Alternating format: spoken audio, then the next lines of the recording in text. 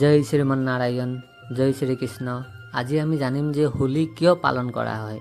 হোলী যিহেতু বৃন্দাবনত বহুত ডাঙৰকৈ পালন কৰা হয় এই উৎসৱ, ইয়াৰ মানে কেইটামান মান্যতা আছে, মই আপোনালোকক কৈ দিছোঁ। প্ৰথম মান্যতাটো হৈছে হোলী ৰাধা আৰু কৃষ্ণই বোলে বৃন্দাবনত আগতে ৰং খেলিছিলে, এই ফাকুৱাৰ ৰং লৈ পিনি খেলিছিলে, আৰু তেতিয়াৰ পৰা মান্যতা দিয়া হয় যে হোলী পালন কৰা হয়। আৰু দ্বিতীয়তে এইটোও কয় যে গোপীসকলে ভগৱান শ্ৰীকৃষ্ণক হাঁহিছিলে কলীয়া কলীয়া বুলি, যিহেতু ভগৱান শ্ৰীকৃষ্ণ শ্যামবৰণীয়া আছিলে, অৰ্থাৎ কলা কালাৰো আছিলে। শ্যামবৰণীয়া মানে যিহেতু কলা ৰঙে হয়, তো তেতিয়া ভগৱান শ্ৰীকৃষ্ণই কি কৰিছিলে, বহুত ৰং আনি পিনি একগোট কৰি সকলোখিনি মিহলাই পিনি গোপীসকলকো সানিছিলে, তেওঁলোককো লগাইছিলে, তেওঁলোকৰ ৰং সলনি কৰি দিছিলে। তেতিয়াৰ পৰা এই উৎসৱ পালন কৰা হয়। আৰু বহুতকেইটা কাৰণ আছে, আৰু মই কৈ দিছোঁ বাকীকেইটা কাৰণো। যিহেতু হোলী হৈছে অশুভৰ ওপৰত মানে ভালৰ জয়ৰ প্ৰতীক হয়, আৰু বসন্ত ঋতুৰ আগমনৰ আদৰিবৰ কাৰণে বসন্ত ঋতুক। আৰু এইটো কোৱা হয় যে ঈশ্বৰৰ পৰম ভক্ত প্ৰহ্লাদক যেতিয়া হোলিকাই, অৰ্থাৎ হোলিকা কোন আছিলে?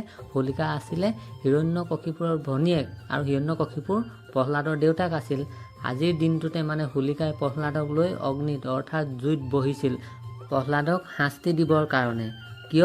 কিয়নো প্ৰহ্লাদ ভগৱানৰ ভক্ত আছিলে। প্ৰহ্লাদৰ বাপেকে প্ৰহ্লাদক মানে ভগৱানৰ ভক্তি কৰিবলৈ মানা কৰিছিলে, নকৈছিলে। তেওঁ নিজৰ ভক্তি কৰিবলৈ কৈছিলে, অসুৰৰ ভক্তি কৰিবলৈ কৈছিলে। অৰ্থাৎ প্ৰহ্লাদৰ দেউতাকে হিৰণ্যকশিপুৰে নিজকে ভগৱান বুলি ভাবিছিলে, আৰু প্ৰহ্লাদে সেয়া কৰা নাছিল। যিহেতু প্ৰহ্লাদ ভগৱানৰ ভক্ত আছিল, ঈশ্বৰৰ পৰম ভক্ত আছিল, আৰু সেয়েহে মানে সেই নকৰাৰ কাৰণে, অৰ্থাৎ দেউতাকৰ পূজা নকৰাৰ কাৰণে প্ৰহ্লাদক বহুত কষ্ট দিলে হিৰণ্যকশিপুৰে। কি কৰিছিলে, পাহাৰৰ ওপৰৰ পৰা পেলাই দিছিলে, আৰু হাতীয়ে গছকাবলৈ আনিছিলে। কিন্তু সকলো সফল হ'ল জানো? নহ'ল। তাৰ পাছত কি কৰিলে হিৰণ্যকশিপুৰে? তেওঁ ভনীয়েক হোলিকাক আনিলে, আৰু হোলিকাই বৰদান পাই থৈ দিছিলে যে তেওঁক জুইয়ে পুৰিব নোৱাৰিব বুলি। আৰু হোলিকাই কি কৰিলে, প্ৰচণ্ড অগ্নিত প্ৰহ্লাদক লৈ পিনি যেতিয়া বহিলে, তেতিয়া কি হ'ল, হোলিকাই জ্বলি গ'ল। যি নেকি বৰদান পাই থৈ দিছিলে জুইয়ে পুৰিব নোৱাৰিব বুলি, তেওঁক মানে জুইয়ে পুৰি ৰাস কৰি দিলে। এতিয়া প্ৰশ্ন হয় যে হোলিকাই যদি বৰদান পাইছিলে, তেতিয়াহ'লে কিয় জ্বলি গ'ল? আৰু প্ৰহ্লাদৰ যে একো নহ'ল, কাৰণ প্ৰহ্লাদ ঈশ্বৰৰ পৰম ভক্ত আছিলে।